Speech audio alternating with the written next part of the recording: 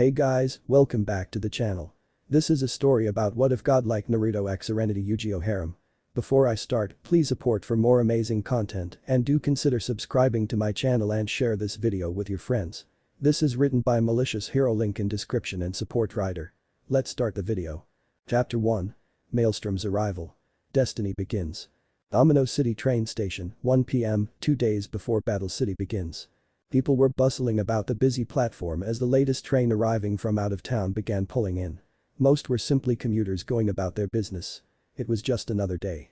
Two passengers, however, stood out.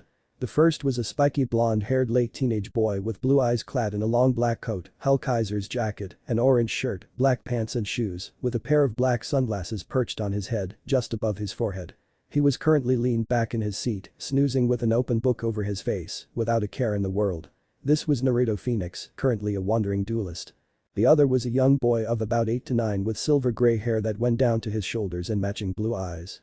He wore a light gray hoodie over a white shirt with a pair of cargo shorts. His name was Ito Phoenix, Naruto's little brother. At present, the younger of the two was trying to wake the older. How? By shaking his arm.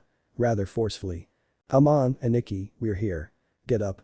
Waking up with a slight snort, the book falling off and skewing his glasses in the process, Naruto jerked back to awareness. While he paused to yawn for a second. Raising a hand to readjust his shades on his head, he looked down, blinking drowsily at his sibling, who was still tugging on his arm, impatiently. Alright, I'm up, Dadabeo. He grumbled, rubbing his forehead as he stood up from his seat, inwardly asking which of them was the older brother again.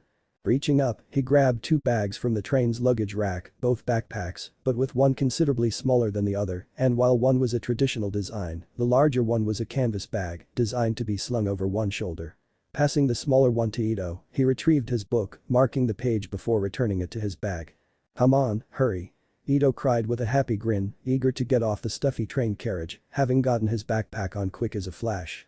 Hold your horses, little bird, I'm coming. He replied in slight amusement at his brother's impatience, but didn't blame him. Slinging his luggage over his shoulder, Naruto led the way out of their compartment, leaving the door open behind them. Stepping out onto the station, the Phoenix brothers set off, heading for the exit and into Domino City. Though Naruto did have to keep a hand on Ito's shoulder to keep him from running off. Stay close. I don't want to lose you in the crowd, Kay. I know, came a small groan from the younger of the two. Honestly, his brother was such a worrywart. He wasn't that stupid. Bakanai-san. What was that? Naruto turned to him, his face blank, but with an eyebrow raised.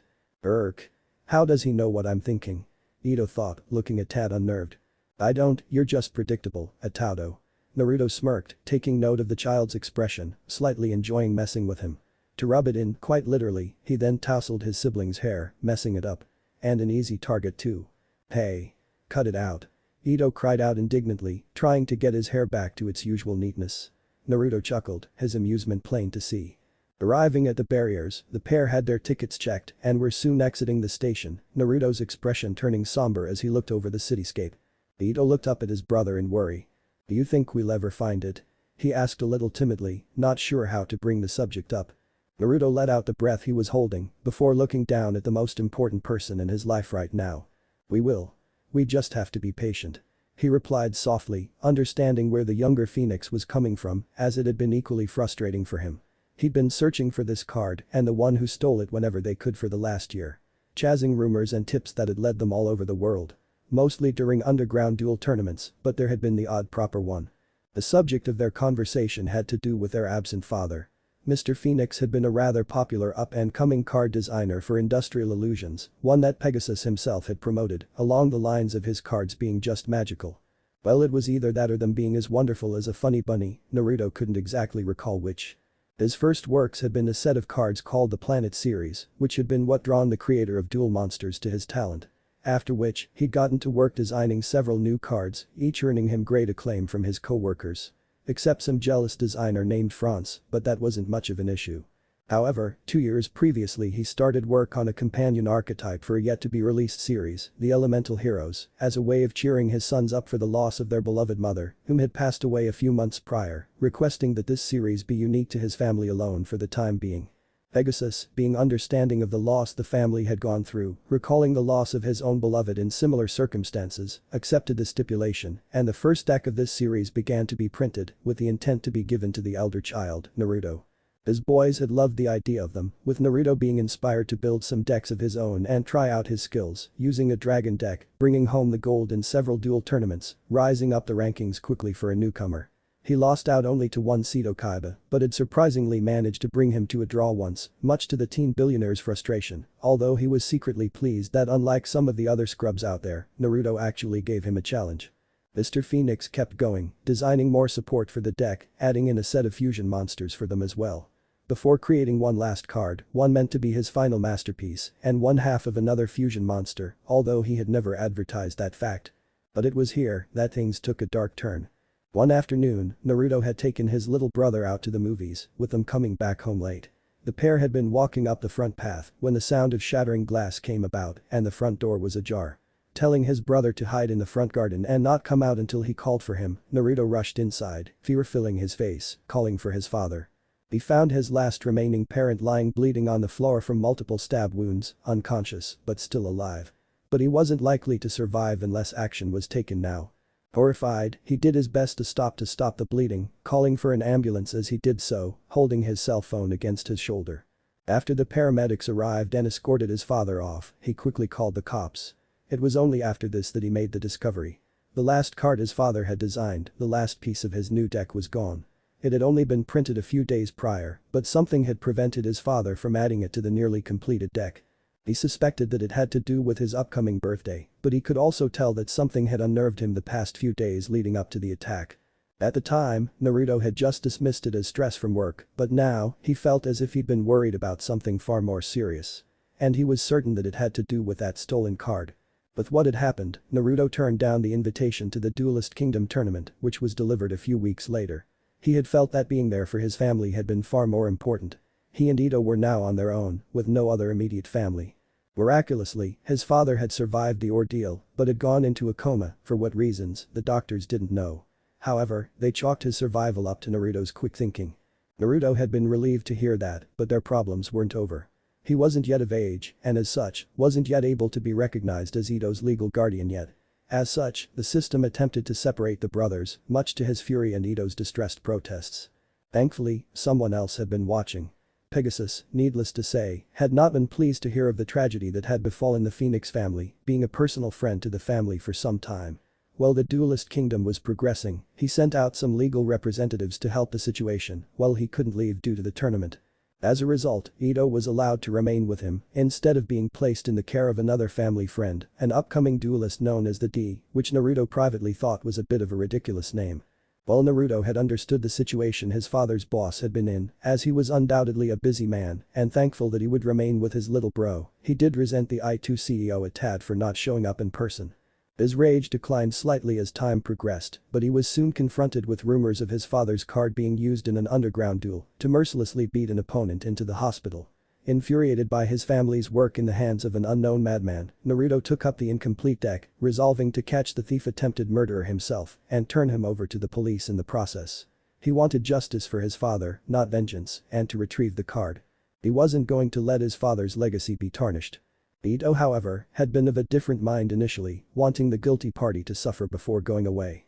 Naruto had thankfully been there for him, letting the younger boy vent and to help him get over the ordeal. If he hadn't been. Naruto shuddered at the thought, his thoughts of the past disappearing as his brother ran in front of him, down the pathway. One day, I'll find whoever did this and they'll regret ever messing with my family. The brothers had just gotten back from a trip abroad, hearing rumors from overseas of a one-of-a-kind card making an appearance in the US. Unfortunately, it was nothing but a dead end. While disappointing, it had given the pair a much-needed break as Naruto had started dueling professionally alongside his part-time work as a card designer, having been hired right out of high school by I2 to help with their finances. It had helped that Naruto had inherited his father's talents and needed a rest from the various tourneys and submission deadlines for a change. If you were wondering why they were getting the train back, the direct flights to Domino had been all booked out for the next few days. As such, the pair had had to get a flight elsewhere and get the train home. The siblings had gotten by reasonably well, and the slight extra stipend they got from I2 to help alleviate their major financial concerns was a veritable godsend. As Naruto had used most of it to cover their father's medical expenses, as well as part of Ito's schooling, with the rest coming out of his own pocket. But he had no desire to rely on it forever. Turning another corner, the pair finally entered their street, moving up past the other houses to their own home. Ito ran on ahead, opening the gate and jogging up the path, while Naruto walked at his own pace with a smile, letting his brother get ahead of himself. Closing their front gate and checking their letterbox, Naruto moved after him. Now, where did he look down at his front as he scrunched up his face, trying to remember something. Adding his jacket down, he quickly produced their front door key with an aha. And after waiting for his Itato to let him past, unlocked the door. After turning their alarm off, obviously. Entering the household, the pair took off their shoes and Ito went upstairs to his room to put his bag away.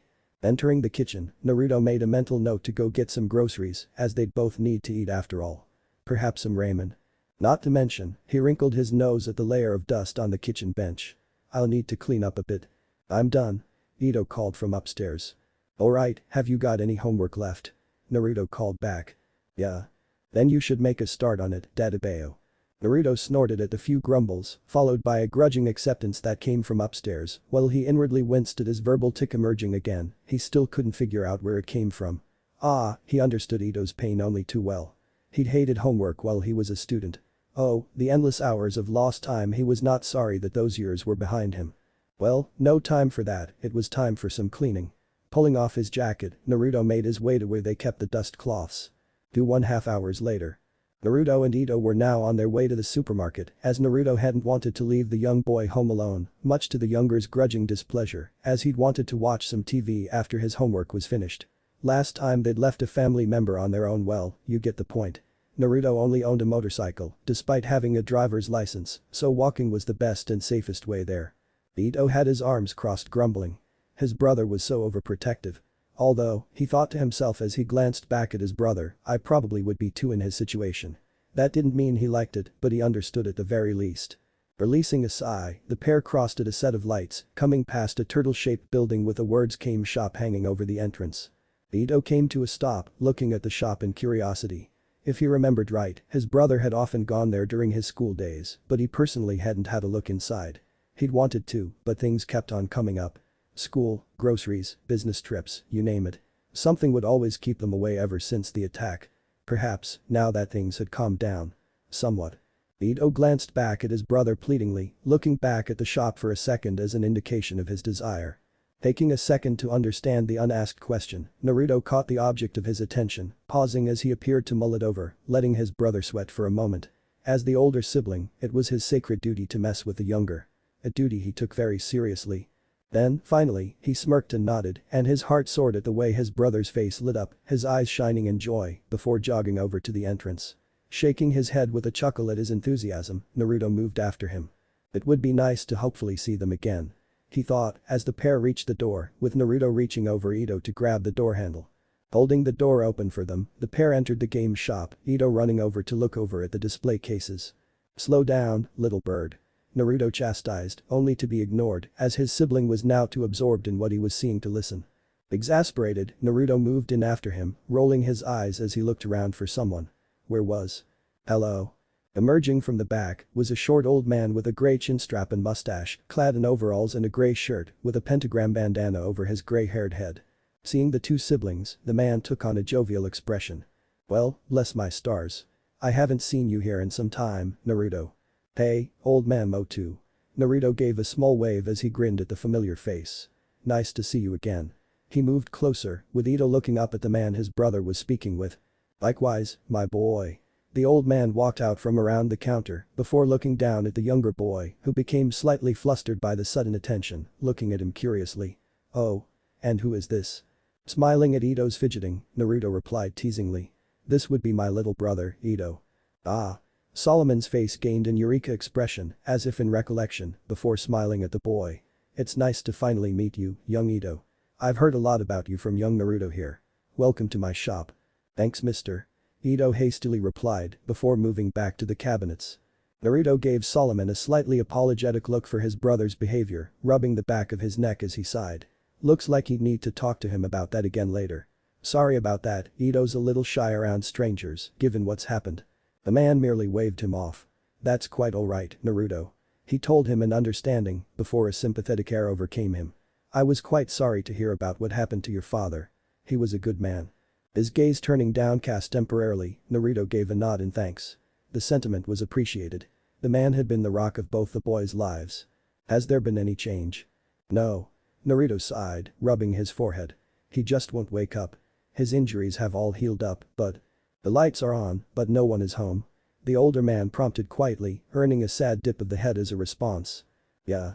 Patting his arm, Solomon looked up at him with a kind expression. I'm sure things will work out. Have faith. Thanks, old man. Naruto smiled back, his depressed thoughts fading. Old man. I'll have you know, I'm in the… Solomon spluttered indignantly, ignoring Naruto's snickers. Wow. Naruto glanced over to see that his brother had found the dual monster cards and was marveling over the collection on display. Much like him, Ito loved the game. He could still remember helping to teach him to play, as if it were yesterday of course. It had helped that their dad worked for the man that made the game, as well as being a card designer for said game. Not to mention that the kid was a natural at it, taking to the rules like a duck to water when Naruto began teaching him how to play. They had sometimes dueled each other with Ito using one of his old decks. While Naruto won most times, Ito kept getting better, learning, and discovering new strategies. Glancing around as if searching for someone, he looked back at the shop's owner, who was now chuckling at Ito's reaction. Is your grandson here? Yugi. No, but I suspect he'll be home from school shortly. Cool. It'll be nice to see him again. Naruto smiles at the thought of his kohai from when he was back at school. Naruto had been a bit of a loner at school, mostly due to him looking like a bit of a delinquent. It had been a few years ago when he came across Solomon's grandson in the library, hiding away from the rest of his classmates, with the exception of one Tea-Gardener. The pair had bonded over their love of games, with Naruto helping the short boy out by scaring the local bullies away, but Yugi remained mostly in his shell. He tried a few times to bring him out, but the younger boy had remained shy as ever.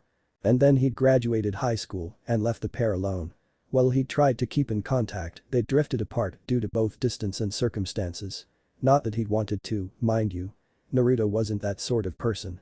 Never leaving a friend behind was practically his creed. Unfortunately, his family had to come first.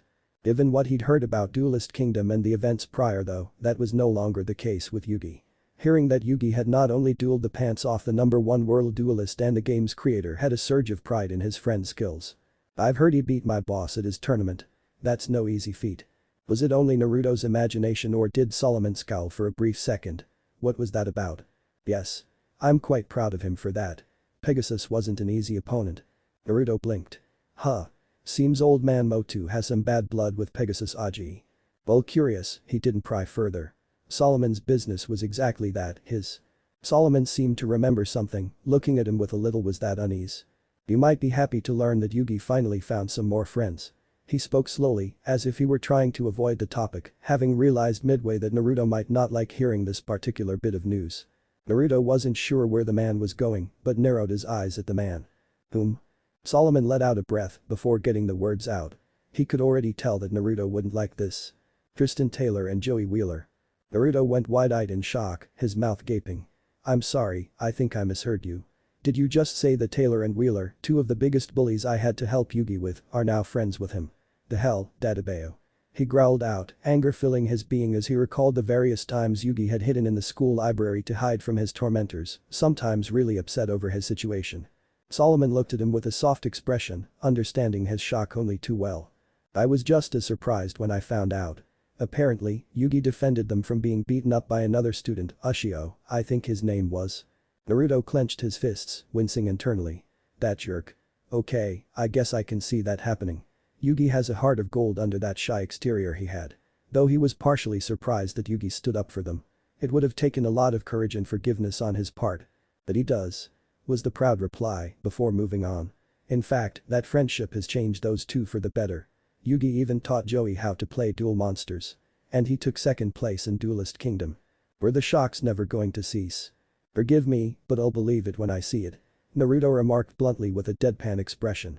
To put it mildly, Joey hadn't exactly struck him as the sharpest tool in the shed. Him becoming skilled enough to play second in such a high-profile tourney. That was pushing it.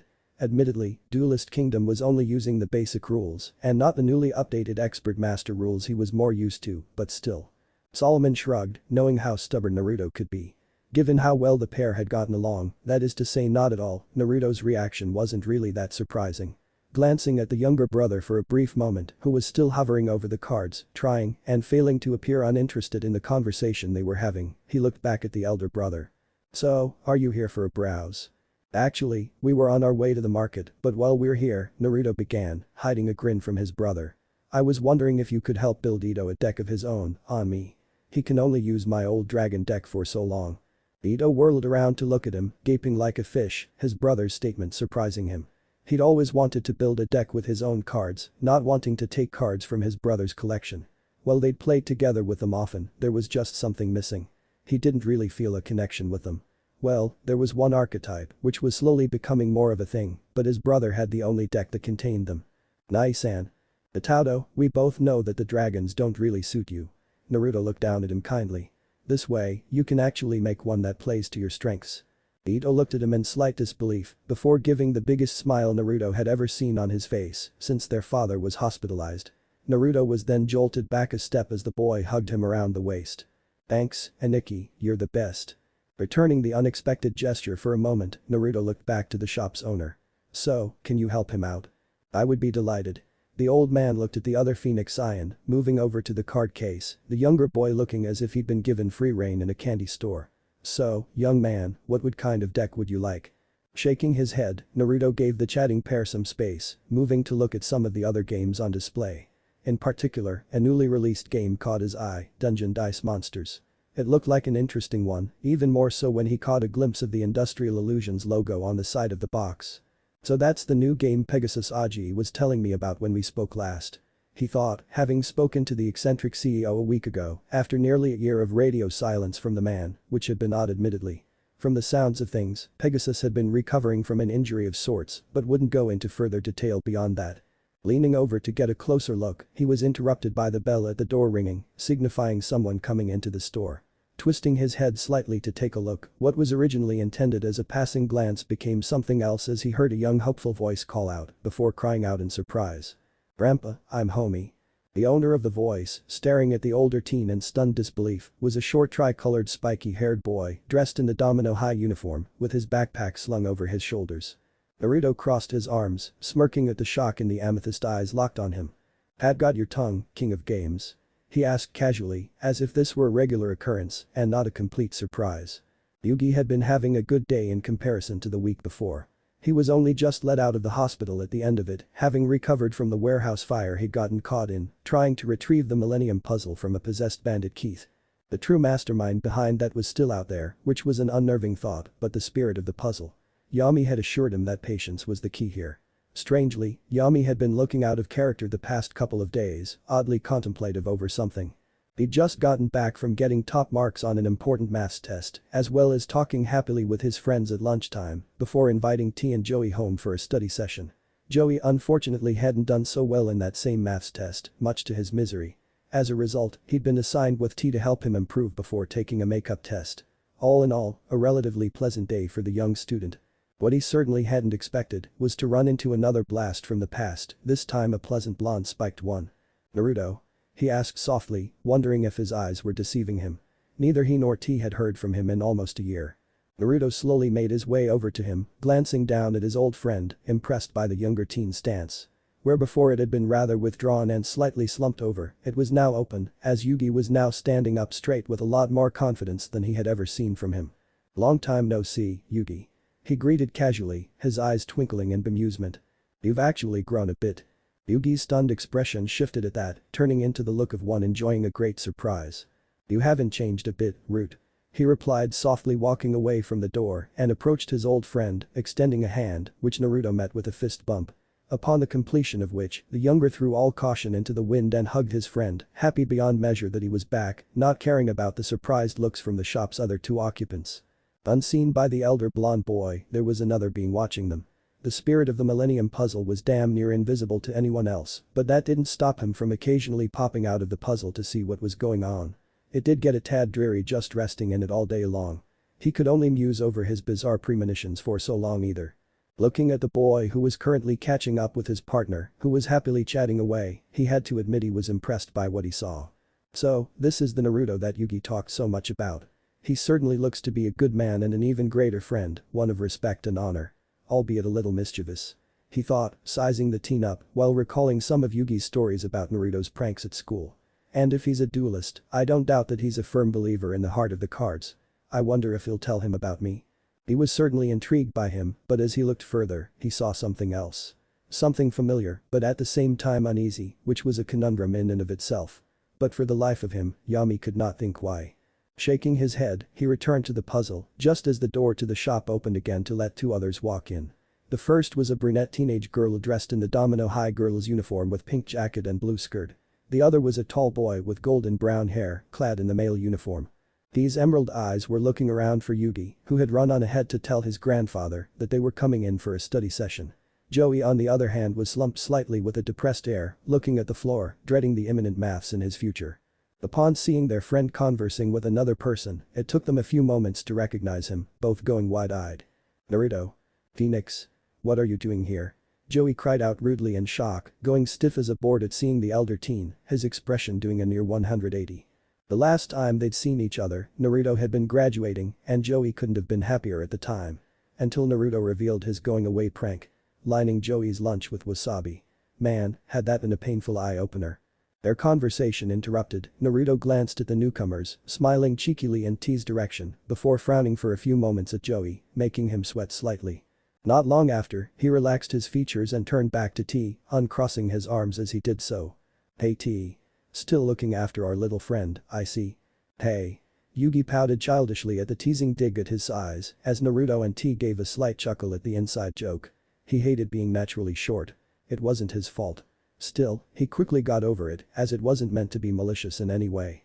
"Yup. Always." T nodded, her blue eyes shining in joy, striding over to them and giving their old friend and her first crush a hug, dropping her bag on the ground. Though he was slightly surprised by the gesture, which given Yugi's reaction, shouldn't have been, Naruto soon returned it, letting T rest in his arms for a few seconds. T had quite frankly been the closest thing to a sister that he had during school. "I'm glad you're alright," she said, letting him go. "We hadn't heard anything in so long." "Sorry I made you worry," Naruto replied comfortingly, before turning serious. "But with everything that happened, I ended up focusing completely on Ito and our livelihoods." The other three friends looked a bit at the reminder. "Phoenix. Air." Naruto glanced at the one who spoke. The one newcomer he hadn't greeted yet. Joey was looking a tad anxious, fidgeting slightly. "Yeah? You got something to say, Wheeler?" Naruto prompted with a raised eyebrow, his face otherwise blank. Joey swallowed nervously, feeling a bit hot under the collar. He would be the first to admit that he'd been a jerk during the time Naruto was at school. Back then, he saw Naruto as an annoyance, one who wouldn't let him or Tristan have any fun. Now that he looked back, he could see that he himself had been the one in the wrong, as Naruto had only really been protecting his friend. "I'm sorry about what happened during school, and especially what happened to your pops." He paused, trying to find the right words. No one should have had to go through that. Naruto was temporarily taken aback by how honest the younger teen sounded. "Thanks." He replied stiffly, not certain how to react to that. "Nice-an." Turning, the group saw Ito walking up to them, with Solomon coming up behind him. The young boy was carrying a newly built deck in his left hand, up against his chest, but he was looking at the newcomers in a bit of confusion. Solomon took notice of his grandson and friends. "Ah, there you are. How was school?" "Good, thanks." "Terrible, Gramps." "Pretty good, Grandpa." Was the chorus of answers. Ito looked at all of them for a brief moment, his brow furrowing. Finally, he looked towards his brother. "Who are these guys?" Naruto, looking at them apologetically for a second, began introductions. Ito hadn't really met either Yugi or T, given that any group get-together they'd had was either at school or here at Yugi's place. Ito hadn't really expressed much interest in Naruto's school life, preferring to watch his father work at home. He'd heard about Naruto's friends, but had never met them himself. "These are my old school friends, you remember me telling you about T and Yugi, don't you?" he said, pointing each person out. Joey let out a small snort at his verbal tick, only to gulp when it earned a glare from both Naruto and T. "Oh?" Ito nodded, understanding filling his face. Facing the pair, he gave them a slight bow. My name is Ito Phoenix. It's nice to meet you," he said, with a little bit of nervousness. It was all T could do not to gush at how cute a boy was. That being said, she lowered herself down to his eye level. "Well, it's nice to finally meet you after all this time." She spoke kindly, while Ito turned away with a slight blush. "Why you too?" he replied, still red-faced. What, she was really pretty. Hearing a few snickers from his brother, the young boy soon turned a slight glare on said sibling, which Naruto didn't find even remotely threatening. He was going to tease him about this later. Yugi smiled at the interaction, pleased that his friend still had some form of happiness in his life. Greeting the young boy, he was surprised to see the boy look at him in slight awe. Guess his reputation preceded him. Joey meanwhile has just spotted the deck the boy was holding. "Hey, you a duelist, kid?" Ito looked up at Teen in surprise before giving a grin. "Yeah," he said, glancing up at his brother. "But my brother is a pro." "Huh?" was the collective response, bar the two brothers and Solomon, who had found out a few moments earlier while talking to Ito. "You're a pro duelist, Naruto," T stated in surprise, looking wide-eyed. Naruto gave a small shrug. "Hard time for the moment, but yes. And a darn good one, if I don't say so myself." "Modest too, huh?" Joey muttered sarcastically, only to cry out as T elbowed him in the side with a glare. "What? It's not like we've seen him duel," whereas he grinned, puffing up his chest. "Oh, great." T rolled her eyes, bracing herself, while Yugi merely sighed, rubbing his forehead. "Took second place in Duelist Kingdom. Didn't you lose to Duke?" T pointed out with a look, reminding Joey of his loss to their new friend, as well as the punishment he'd gone through as a result. She'd hoped the loss would have humbled Joey a bit. Apparently not. "That don't count, I wasn't using my real deck." He bit back indignantly. "Besides, I started editing it a few days back." Naruto raised an eyebrow at the interactions. It seemed that Solomon had been truthful with him earlier. Still, there was one major difference in the type of dueling Joey was used to and the kind he played. "Well, I'm interested in hearing about that. I don't play using the basic rules that Duelist Kingdom had. I use the Expert Master variation." "Eh?" That brought Joey up short, a look of blank confusion appearing on his face. "Expert Master? I know about that," Yugi answered, looking impressed at Naruto's words. "It's a bit more difficult and structured than the regular game. You must be pretty good to make it as a pro in that kind of league." "Or difficult?" Joey blinked, looking surprised, his maths test study now completely gone from his mind, being completely invested in the conversation. Dueling was more interesting than maths anyway. "How hard could it be?" he continued, having no clue about what he was about to get into. "It's easy for those who know them." Naruto shrugged before a sly smirk appeared. One that Ito, T and Yugi recognized as his prank face. And prayed for the poor soul that had earned it. "Perhaps you'd like a demonstration. You and me, Wheeler," he offered, sounding casual, but deep down, both his old school friends knew otherwise. He stuck out a hand, waiting for the other teen to accept or decline. Time to test to see if Wheeler really had changed since he was at school. Joey thought it over for a few seconds, not realizing he was getting baited. "Eh? Sure. Let's see these rules of yours, Phoenix."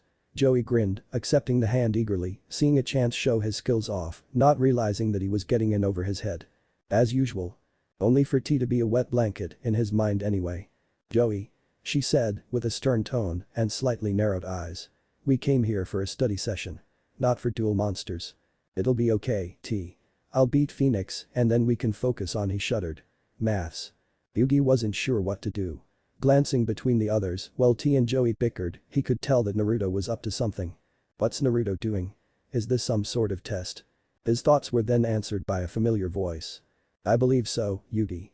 Giving a slight jerk at Yami's reappearance, Yugi glanced to his side, where said Spirit was standing. "Oh, hey, Spirit. You've been quiet lately." Turning to face the young boy, the unknown pharaoh looked down at the boy he called his partner. "I believe that your friend is trying to see Joey's character for himself. If I understand correctly, he hasn't been around to see Joey change from the person he knew originally." Yugi soon picked up the train of thought. But that raised another question. But how will dueling Joey show this? Smiling at the kind boy he shared a body with, the pharaoh answered easily. "When you duel or clash with someone, their true feelings and personality come to light. Like how Kaiba's blue eyes reflect his desire for power and the dark magician shows wisdom and a desire for knowledge. The cards they use give an insight into the duelist using them." Huh. Yugi hadn't really thought about it like that, rubbing his chin in thought. Before coming to a decision, effectively halting the minor argument. "Let them duel, T." He stopped to look at him in surprise, having not expected Yugi taking that side. "Yugi. A small duel won't hurt." He elaborated, giving her a look of understanding, showing that he knew where he was coming from. "Besides, his makeup test isn't for a few days. We can always study some more afterwards for a bit longer than we initially planned." He frowned, crossing her arms. Thinking it over for a minute, she sighed, slumping for a minute. "Boys. Alright." She relented before looking at Joey with a frown, who cringed in response. "But don't think you're getting out of your study." Joey grimaced, pale-faced before bouncing back. "It'll be okay, T, I'll beat Phoenix and then we can work on my math." Ito had something to say about that. As if. "My brother will beat you easily." he cried, marching over to the older boy, looking peeved at Joey underestimating his sibling. Only for Naruto to place a hand on his shoulder. "Easy little bird, I can handle it." He smiled before glancing at Solomon, ignoring Joey's rebuke to Ito's statement as well as Ito's whine for what he deemed to be an embarrassing nickname. "Old man, you got a table we can use?" The Motu patriarch thought for a second before his face lit up at the thought of something. "Yes, we do, but I think I have a better idea. Follow me, everyone." Turning around, Solomon made his way to a door at the back of the shop, the group of young-ins following behind him. Opening it, he led the way into the shop's back room, ignoring the stairs that led up to the apartment he shared with his grandson.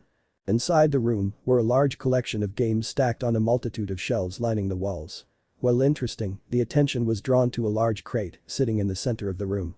Especially the KC emblem stamped on the side. "This was dropped off earlier today," he explained, pulling off a folded note taped to the side. "I think it was meant for you, Yugi." Joey blinked in slight puzzlement. "Why would rich boy send us this?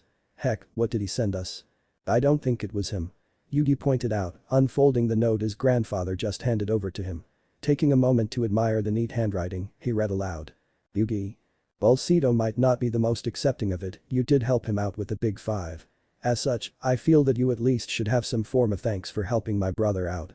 Sorry that it took so long to get it out to you, but setting one aside wasn't easy since there's been a lot of demand for this thing lately. And, this is also my way of apologizing for the stunt I pulled back in Duelist Kingdom."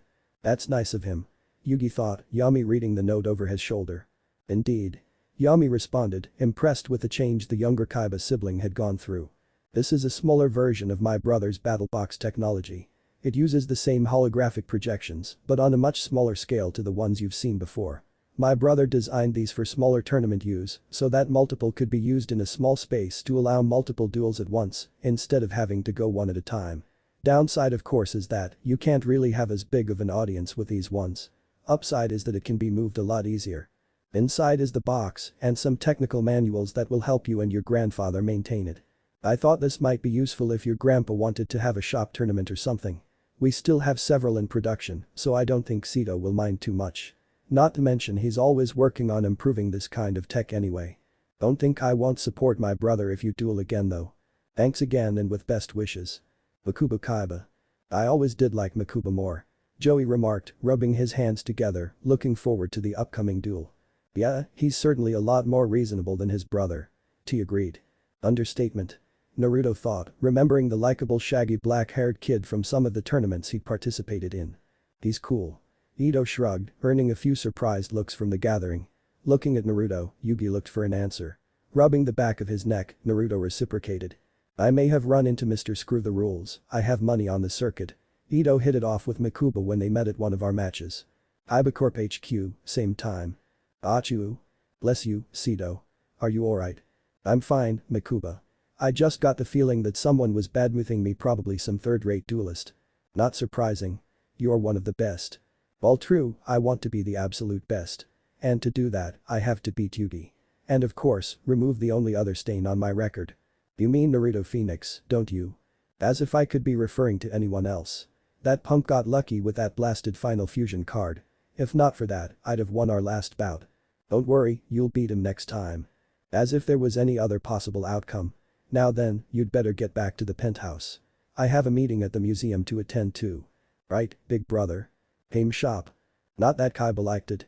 Naruto grimaced internally, recalling the billionaire's less than enthusiastic reaction to his brother making friends. He then stiffened for a moment, feeling as if someone had just insulted him and his skills. "That makes sense." Yugi nodded thoughtfully, while Joey cracked up at Naruto's nickname for Kaiba. "Well then, let's open this thing up." Naruto grinned, pulling his sleeves up. Half-hour later. It took a fair bit of effort, but they eventually got the box out of the crate and set up in the front room, with Joey and Naruto handling the heavy lifting and T and Yugi directing them. Admittedly, there had been a few minor squabbles between the would-be movers and Ito, but T was having none of it, having had enough of their antics from back at school. This was supposed to be about burying the hatchet, she thought, not to sink back into their schoolyard behavior. The box was the size of a small coffee table, with 2 seats at opposite ends, one blue, one red, alongside the panels to place the cards on, and pair of screens to show your opponent's field. After setting it up, having a glass of water, and apologizing to Ito for taking so long to duel, and having Ito apologize for kicking Joey a few times in the shin when their disagreements had gotten out of hand, they were ready to go. Naruto was seated on the red side, taking his jacket off so that it didn't get creased by the seat. It was instead hung over the back of the seat. It couldn't have been orange, he groused with a hand on his cheek, pulling his deck out. Looking at it, he felt a sense of support, protectiveness and belonging coming from it. "We are with you, young master." A low voice hissed out, which only he heard. "This foolish upstart will fall before us." Yugi blinked from where he stood, off to the side, beside Ito and T. Well, his grandfather sat on a chair of his own on the other side, having explained the basics of the expert master rules to Joey. Joey had been surprised that his higher tier monsters were harder to bring out and that you could attack the opponent directly if they had no monsters out, but aside from that, not much seemed to have changed, and I'm using the master rules from GX for this. That means that fusion monsters can attack on the turn they're summoned in this story. Additionally, some card effects will be a mix of anime and real-world effects, but I'll mostly be sticking with the anime ones. Still, his confidence of winning remained. For a second, Yugi could have sworn that there was a tall armored winged creature with 4 red eyes standing behind Naruto. Yami, unbeknownst to him, had seen the same thing and was looking upon the young duelist in an even greater light. He can communicate with the dual spirits. Such a thing was quite rare, but the strength of the spirits, he'd never seen a connection to a duelist's card so strong before, aside from his and Yugi's, and possibly Kaiba. He's no ordinary duelist. Thanks, guys. Now then, time to change our fate. Naruto grinned, looking over at Joey, who had just sat down, placing his deck into the assigned position for it. "Ready to lose, Phoenix?" Joey smirking cockily, crossing his arms. "Even if you are a pro, I'm gonna win this." "Oh, really?" Naruto raised an eyebrow, putting his own deck into place. "My deck and I have other plans. I won't be losing, Joey boy." Joey cringed briefly, being reminded of Pegasus for a second before shaking his unease aside. "Yugi?" Yami asked quickly, something occurring to him. Did Joey take that card out of his deck yet? Yugi paused to a second, searching his memories. "I'm not sure. I guess we'll soon see." "I hope he did. After all, we didn't go through a week of not talking about it for nothing after all." "Then let the best duelist win," Joey exclaimed, drawing his starting hand. "I plan to, Dadabeo." Naruto shot back, doing the same. "Duel." Joey LP. 4000 H. 5. Naruto LP. 4000 H. 5. "I'll go first." Joey jumped in, drawing. Looking at his cards for a second, he grinned, picking one out. "I summon my Axe Raider in attack mode." With a slight shimmer, a muscular tanned man wearing yellow gold armor appeared on the holotable with a bellow, his purple hair flowing behind him. Clutched in his left hand was a large double-bladed axe. ATK. 1700. "What'll he do? Cut down my next Christmas tree?" Naruto asked, with a hint of cheek in his tone, his usual dueling banter starting to emerge, despite who his opponent was. "No." Joey frowned. "But he will cut any monster you throw at me down." Toss eyes. "I'll place a card face down before ending my turn." Joey H. 4. "My turn?" Naruto's lips twitched upwards at the card he drew. "I'll start off with my graceful charity spell card." "Spell card?" Joey asked confused, blinking rapidly. "He means magic cards, Joey." Yugi pointed out in a calm explanatory manner. "They got renamed recently." "Yeah?" Pegasus Aji thought that spell rolled off the tongue better. Naruto shrugged. "Makes things easier for newcomers like yourself." "Newcomer?" Joey crowed, his eyes red. "I earned that second place rank. I'm no noob, Whiskers." "Actions speak louder than words, Joseph." Naruto returned fire, using Joey's real name before continuing. "Due to this card, I draw 3 cards, but must then send 2 cards from my hand to my graveyard." Precisely doing just that, Naruto selected his next card. Next up is Monster Reborn. "Huh?" Joey gaped before looking at him fearfully. "You're bringing out a high-level monster right off the bat. He must have tossed a powerful monster with that charity card of his." "Not quite." Naruto chided. "I'll get to them later, but first, I think I'll introduce you to the archetype my father designed." Yugi thought over those words before going wide-eyed in surprise. "You're using them, Naruto. But I thought that deck wasn't finished." Naruto took over. "Not exactly. I'm only 1 card short, but I still have enough cards to play a good game regardless." "What's so special about this deck, Yugi?" T asked, perplexed by Yugi's reaction. Yami also asked why internally. "Because, that deck is one of a kind." He began, before explaining the card's significance and their link to the recently released elemental hero archetype. He'd never seen Naruto play the deck though, as not all of the cards had been fully printed when Naruto had finished school. He knew some, but not all. "So what? Your cards are unique to you." Big whoop. Joey brushed off. "I'll still beat ya, Phoenix. You would be wise not to mess with these heroes. They're called the Destiny Heroes." Heroes with the power to change their fate and that of others. Ito sighed, rolling his eyes at Naruto's explanation. He had always seen it as the Destiny heroes having the power of destiny on their side, taking their name at face value. Naruto on the other hand had a different belief, pointing out that there wasn't such a thing as fate, only what you made for yourself. He didn't exactly like the idea of such a thing controlling his actions. Instead, his perception was that they changed the fate of those they saved and those around them, saving them from potential demise or other equally bad situations. It had become a minor point of contention between them, with neither brother stubbornly willing to back down. With my spell's effect, I bring back my Destiny Hero Disk Commander. A silver and blue bodysuit-clad warrior erupted from the ground, with enlarged CD-DVD disc sticking out of a pack on his back, his wrists and either side of his waist. "Here he is, Johnny," he shouted, with once again, only Naruto, Yugi and Yami hearing him. ATK. 300. So, that's a Destiny hero. Solomon rubbed his chin as he took the monster in. So cool, Ito whispered, small stars in his eyes. He always loved watching his brother duel, especially with this deck. Naruto briefly looked at the hero with a deadpan. "Really? What's up, chief?" The hero replied, looking a tad sheepish beneath his visor.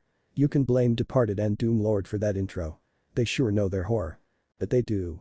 Naruto relented as Joey finally took the hero's stats in. Before letting out a laugh. "You sure you're a pro, Rudo?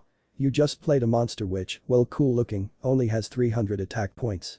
My Axe Raider will crush it." "He's right." T commented, looking confused. "Why would he summon that from the graveyard?" "I think we're about to find out," Yugi answered, watching eagerly. "Oh, he won't be sticking around long." Naruto wagged his finger. "I just brought him back to use his special ability." "Right on. Urgent download coming your way, chief. When Disk Commander is special summoned from the graveyard, I can draw 2 more cards." Naruto drew said 2 cards with an elaborate flourish, ever the showman. Naruto H. 8, and I still have my normal summon this turn. So, say goodbye to Disk Commander as I sacrifice him to summon Destiny Hero Dasher. "Good night, everybody." Disk cried out as he disappeared into particles, allowing for a new hero in streamlined black and purple armor to skate out onto the field, his feet having large rollerblade wheels built in at the heel. ATK. 2100. Disk being a nerd again? Dasher asked with a hint of snark, looking back at his duelist. Receiving a nod in response, he groaned, returning back to the matter at hand. "Who's this slow-looking guy?" "Joey. Our opponent." "Oh, man." Joey cried, his eyes wide. "That guy'll mop the floor with my Axe Raider." "Not." He smirked. "My face-down card is Kunai with Chain. If he attacks, my Raider'll get a 500 attack point boost, letting him chop that Dasher of his down faster than I can yell Timber." Unfortunately for Joey, Naruto was no amateur. Something was telling him to hold off, and his gut hadn't failed him yet. "If you think I'm just going to charge in, think again," Naruto said, with a look of determination, picking another card as he did. "I activate Mystical Space Typhoon to destroy your face-down card." The harsh cyclone erupted from the back of Naruto's field, slamming into the only other spell trap on the field. Much like a house in Kansas, the card didn't stand much of a chance, shattering into pixels. "No way." Joey gaped, seeing his plan go down the drain so fast it wasn't funny. And things were about to get worse. "Now with that gone, Dasher, show that Axe Raider what you're made of. Attack." Heeding the order, Dasher shot off, arriving in front of the opposing monster in half a second. Avoiding a slash from his enemy, he swiftly rebuked. "Nice try, but compared to me, you're moving in slow motion." But that said, he brought his leg around for a spin kick, the blow slamming into the monster's midsection, shattering it. "Joey LP. 4000, 3600. Joey." T cried out, seeing him lose life points. "Stay strong." Solomon encouraged. "Yeah." Ito grinned, seeing his brother score first blood. "Beat him, Aniki." "My Axe Raider." Joey looked at his opponent growling. "You'll pay for that, Phoenix." "We'll see, won't we?" Naruto shrugged, not at all intimidated by Joey's angered glare. He'd faced Kaiba after all. Now that man had an intimidating presence. Since Dasher attacked, Naruto went on, gesturing to his hero. He switches to defense mode at the end of the battle phase due to his special ability. Said monster had by now returned to Naruto's side of the field. As soon as Naruto explained his effect, he got down on one knee, crossing his arms in front of him. "Def. 1000. I'll place a card face down and give you a shot." He finished, looking at Joey expectantly. "I'm not overly impressed so far, Joey. You'll have to do better than that." Naruto H. 5. "Don't you worry, I'll knock that speed skater of yours off balance soon enough," Joey said, drawing. Joey H. 5. Glancing at his hand, he thought to himself, sweating a bit. Okay, I may have underestimated Ruto there. He has the lead, but I got tons of monsters ready to rip into those heroes of his. Glancing at the card he just drew, he flinched slightly. Aw, shit. I thought I'd already taken this one out. He thought with a scowl, seeing the card that had caused a slight downturn in his friendship with Yugi. On the sidelines, Yugi soon noticed Joey's reaction and realized what it meant. Guess that answers that question. He sighed internally, having not enjoyed the argument that the card had prompted. Nor the week of not speaking with each other. Indeed. Yami scowled, having not been approving at all of Joey's actions concerning that card in particular. We'll have to make sure he takes it out personally after the duel is over. Agreed. You going to make a move or am I going to die of boredom? Naruto asked, his patience waning as Joey looked over his cards. Don't rush me, fire chicken. Joey retorted, grinning inwardly when he saw Naruto's eye twitch. In another universe a petite tsundere blonde she-devil with twin tails sneezed. Irritated, she gave chase to the white-haired Nekashu, who had asked what was wrong, accompanied by her usual insult. Don't call my brother that. Ito looked at the teen with annoyance, the nickname having been a hated one from school. What are you gonna do about it, short stuff? Why Ito. Calm down. Naruto snapped, looking at him sternly, before glaring at Joey. Name calling. What are you, 5? He certainly acts like he is sometimes, T muttered under her breath. Come on. Joey groaned, unintentionally proving her point before getting back to the duel. Sorry, now where was I? Oh yeah, I now summon a new monster to my deck, Alligator Sword. The bipedal armored crocodile-like creature shimmered into existence, holding its sword aloft. ATK. 1500. How do you like that? This mighty gator swings his sword faster than the speed of sound. Naruto just looked at him with a disinterested gaze. And I asked for that info when? He muttered. And with 1500 attack points, that dasher of yours'll be sleeping with the fishes. Alligator Sword, attack his monster. He cried, ignoring Naruto, thrusting his hand forward. There, boss, a little help. Dasher asked sweating, seeing the beast warrior leap towards him with its blade raised, ready to slice him in two. Not this time, Joey. Go, negate attack. Naruto shut him down, revealing his face-down card. Instantly, a barrier sprang up between the two monsters, the blade bouncing off it with a loud clang. Hey? Joey cried, gobsmacked. What just happened? Your attack was negated, Joey. Naruto said slowly, like a parent explaining to a child. I knew that. Few facipum from both T and Ito. The name of the card should have been a bit of hint, right? Yugi sighed as Yami pinched the bridge of his nose. He still has a long way to go, doesn't he? Yes. Joey, having the decency to look abashed, looked back at his hand. Wincing, he took his only non-monster card and played it face down. I end my turn. Your move, hero. Joey H. 3. Don't mind if I do. Naruto grinned eagerly, drawing his card. Naruto H.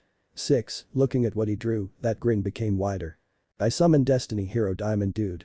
The next hero was grayish blonde, wearing a dark hero suit with a cape. But the strangest thing about him were the several chunks of diamond that were growing out of various places on his body, almost like a fungus. ATK.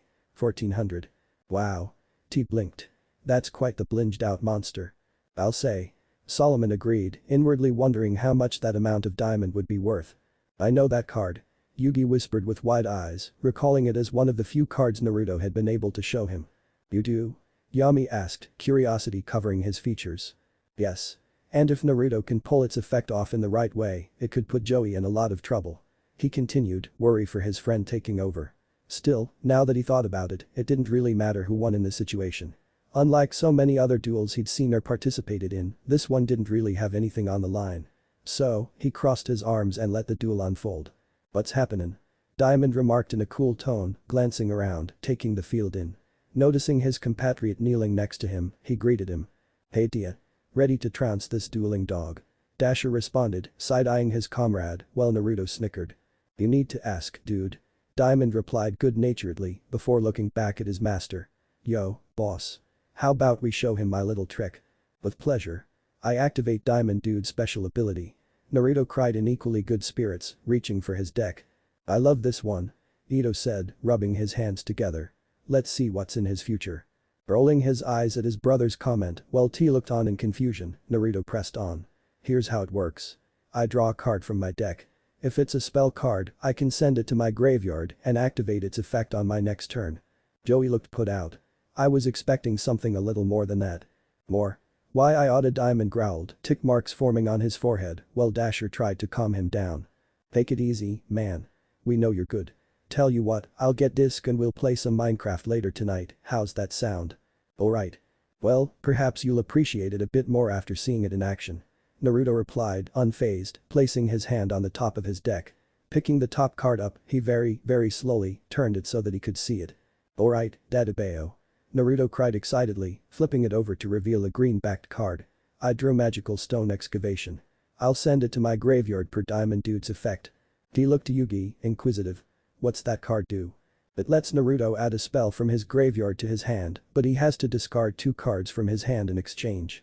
Yugi explained, not taking his eyes off the duel. But Naruto has 3 spells in his graveyard. Which one could he want? T wondered, looking thoughtful. Yes. Solomon nodded. Graceful Charity, Mystical Space Typhoon and Monster Reborn. All very useful cards. Putting the card in the graveyard, Naruto gazed impassively at his opponent. So far, Wheeler hasn't impressed me. Perhaps putting on more pressure will get him to take me more seriously. I switch Dasher back to attack mode and then enter my battle phase.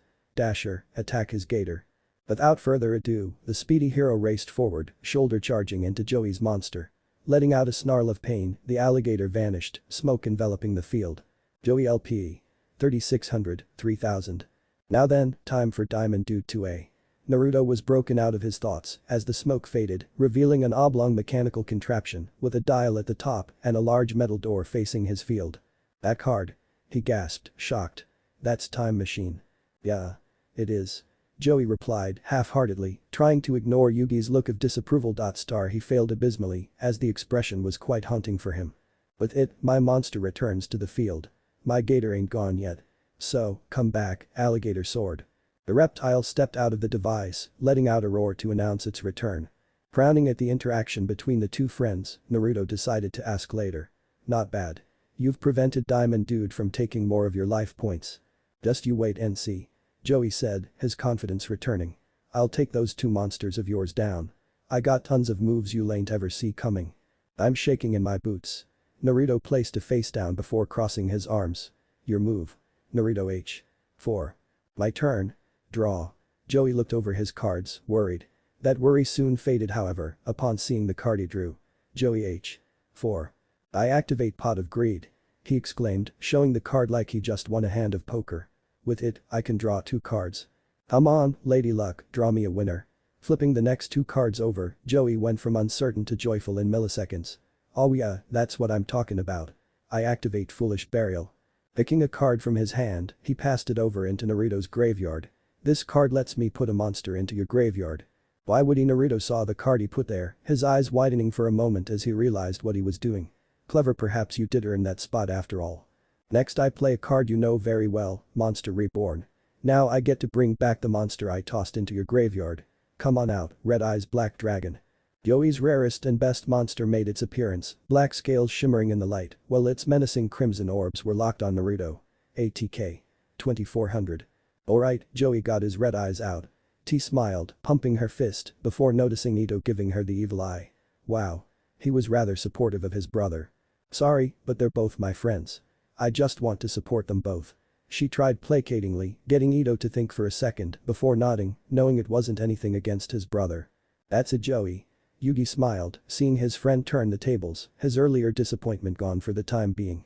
Naruto stared the monster down, not giving any indication as to his emotions.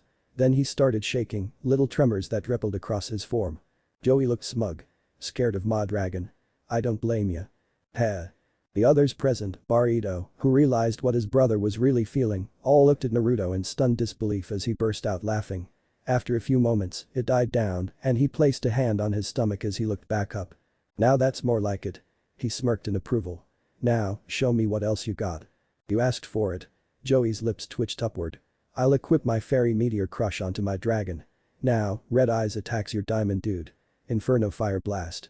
Drawing its head back, the dragon opened its maw, letting an orb of crimson red flames burst to life in it. Throwing it forward, the orb blasted out, heading on a collision course with the targeted hero. Sorry, but my dude's going nowhere. Naruto yelled out in glee. I activate the Trap D shield. Phew. Diamond quickly fell to his knee as chunks of purplish rock erupted from the ground, forming a protective shield around him. The orb smacked into it, exploding into an absolute hellstorm. If it were any bigger, the audience would have needed to shield their eyes from the blast, but as the monsters were about the size of a person's forearm, it wasn't anywhere near that bad. This trap switches Diamond Dude to defense mode and then equips itself to him, preventing him from being destroyed in battle. The flames died down, revealing the hero still in place, his guard up. Def. 1600. Maybe so. But my fairy meteor crush means that you take the difference in our monster's points as damage. Naruto LP. 4000, 3200. Naruto looked at Joey with an impressed demeanor. I've seen enough. You pass, Wheeler. Hum again. I did this as a way of seeing if the changes were superficial or real. You play a primary warrior deck, which shows your desire for a straight-up brawl, rather than a battle of wits or mind games. You also tried to keep your monster safe when you could, showing that you would absolutely protect someone you care about whenever you could. And that last move, he shook his head in amusement. I've seen pros that don't duel that well. You have potential, I'll say that much. Ironic, as that is what the red eyes represents. There's a reason it featured in my dragon deck after all. Joey just looked flabbergasted before quickly regaining his composure. You got that out of one duel. Damn straight. Naruto remarked, ignoring T's cry of language. And her attempt to swat his arm. Yugi looked overjoyed at seeing his old and current friends seeming to get along, looking past their former differences. That being said, the air around the room grew cold as a snarling monster with multiple writhing tails could be seen appearing behind Naruto, hissing and snarling. At the same time, Naruto's eyes turned a slitted red. Everyone but Ito went pale in fear, Yugi shaking like a leaf, while Solomon had actually hidden behind T. Under normal circumstances she would have protested but was too fearful to do so. As for Joey, well, he was as white as a sheet and stiff as a board. Never insult my brother again, got that? Crystal, Joey squeaked out, Naruto mentally jumping up to the top of his list of people not to piss off. The atmosphere returned to normal as if nothing had happened. Yami looked quite shaken by the ordeal. Yugi? Yes. What was that? Some sort of demon? He asked, blinking in complete stunned bewilderment. No, that was just an angry Naruto. He waved off, having seen the reaction a few times back in wasn't something he liked seeing. If anything, he felt sorry for the poor idiot who earned Naruto's ire. Well, most of the time anyway. Yami would have questioned further had Joey not recovered from his state of terror. What the hell was that?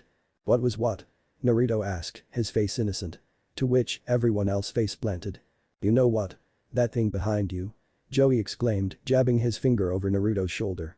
Naruto just had a look of utter bafflement. What are you talking about? There's no monster behind me. Are you feeling alright? He hasn't changed, he mumbled, sighing, with Yugi patting her on the arm. Are we continuing? Joey asked, deciding to ask. He meant ask Naruto about it later. I don't see why not. Let's see what else you have before I beat you. No way I lose. I attacked Dasher with my alligator sword. Joey continued his attack, pointing at the other kneeling hero. And you won't save him this time. Well, crap, Dasher muttered just as the alligator cleaved him in two before retreating back to the other side of the field. As he was in defense mode, no life points were lost. Dasher? Naruto growled. I'll get you for that, Wheeler.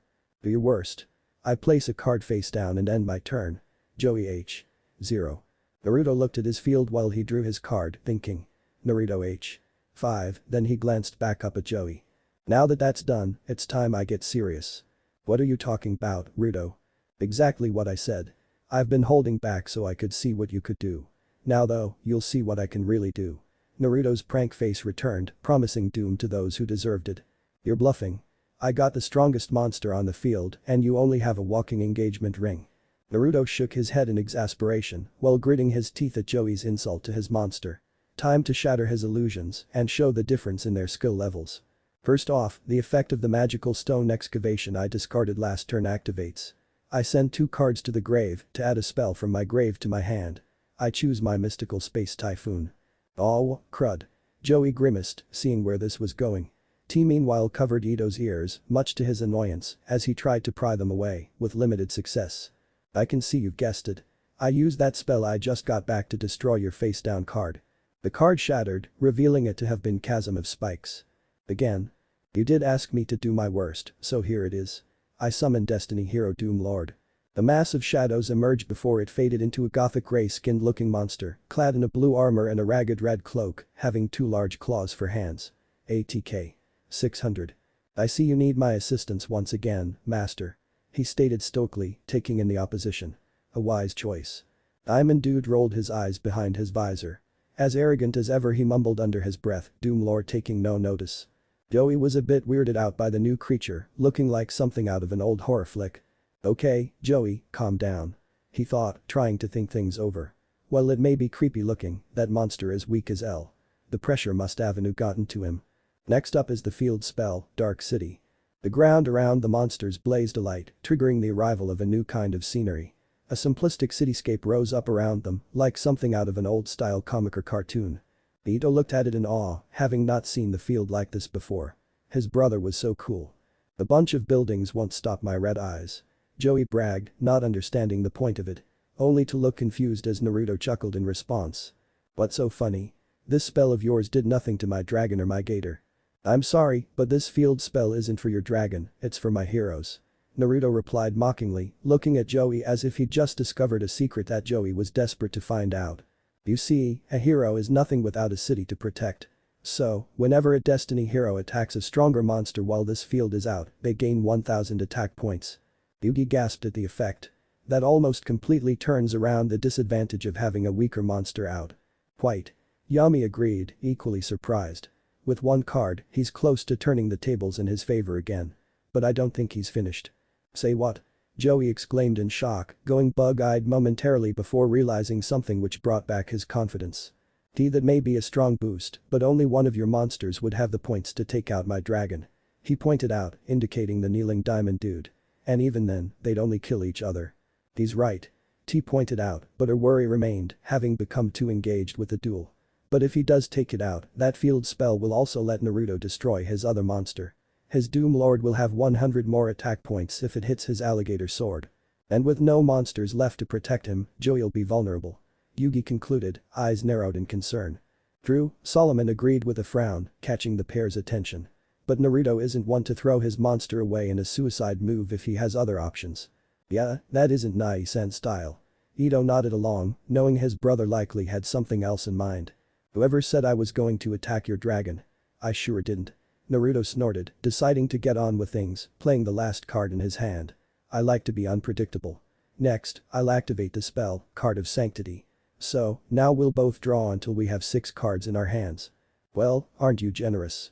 Joey grinned good-naturedly, drawing 6 cards, filling his hand up. His smirk grew wider as he caught glimpse of one card in particular. Not bad. You may regret doing that, Phoenix. What can I say, I'm a nice guy. He grinned, while his former school friends looked at him with a deadpan. Tell that to our old classmates, T muttered, recalling some of Naruto's more humiliating and vindictive pranks, while Yugi shook his head in exasperation. Naruto drew the same amount, his face betraying nothing. Then he felt a slight tremor of emotion from the top of his deck. One of faith, discipline, and protectiveness. Huh. Guess I shouldn't use Diamond Dude's effect now. If you're there, I guess this duel won't last much longer. I now activate the effect of my Destiny hero Malicious in my graveyard. Naruto continued his play, oblivious to Joey's thoughts. That brought Joey back to earth. When did that card get in your graveyard? It must have been the other card he discarded with his graceful charity. Yami realized, Yugi figuring it out as well seconds later, blurting it out for the others to hear. He planned that far ahead. By removing the Malicious in my grave from play, I can special summon another one from my deck. A snarling winged fiend rose up, with a black D tattooed on its torso. ATK. 800. Whom is this insect that dares challenge our master? It growled out in a low, guttural tone. I know not. Doom Lord answered, his garb making it difficult to discern his expression. But he shall fall all the same. I believe he is that former school nuisance he told me and Tenacious about a few years ago. Diamond mused, thinking hard. Of course, I could be wrong. Is this going somewhere, 'cause I'm lost? Joey asked, a few question marks floating over his head. Ditto. T agreed, looking perplexed. Why would Naruto summon that monster?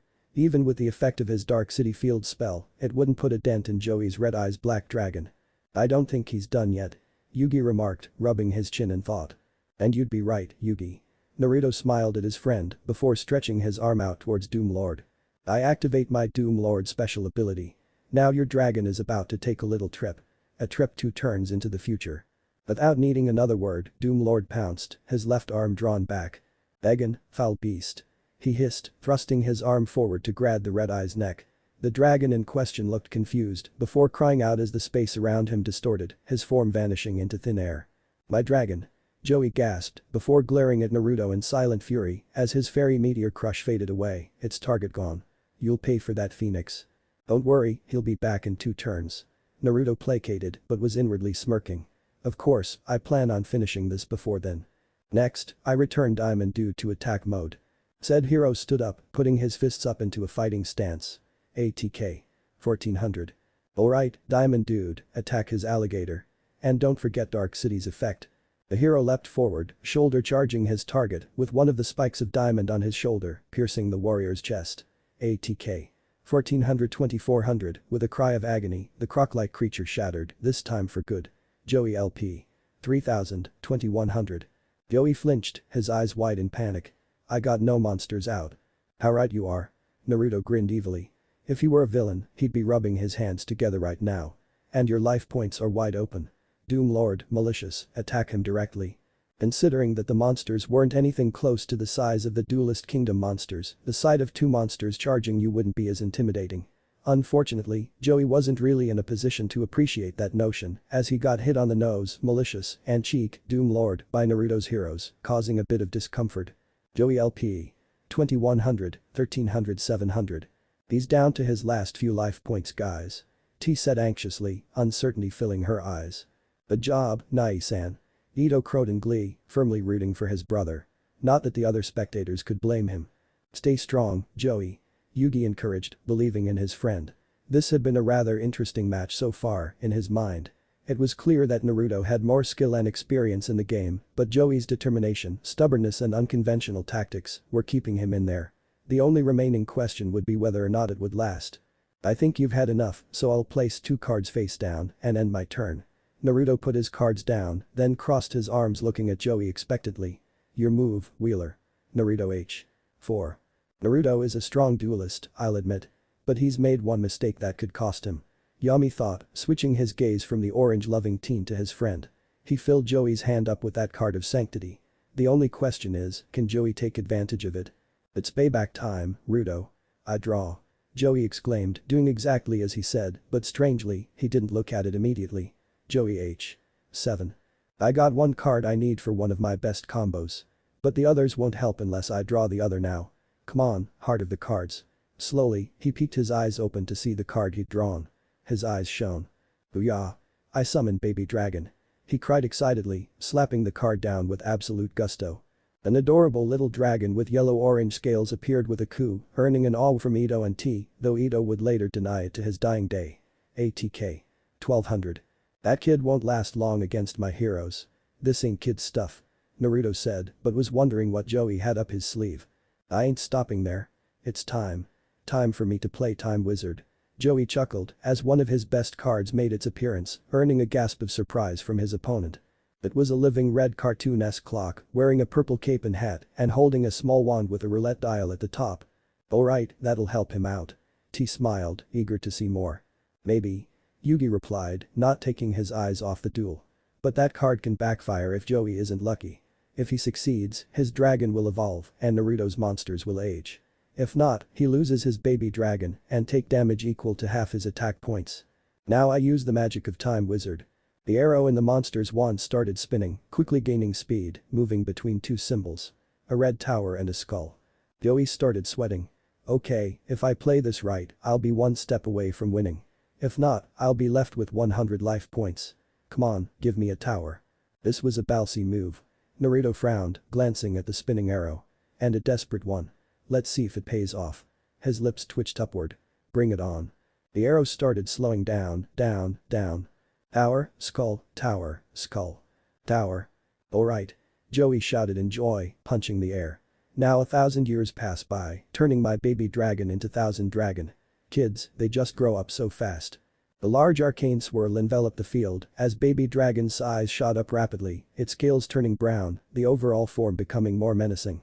Well, it might have been good for my bay dragon, your monsters ooh. Joey winced mockingly. He always loved this part. Indeed, Naruto's heroes weren't looking so good. Doom Lord's clothing had faded badly and his bald head was sprouting several wrinkles. The creature was slumped over, struggling to stand.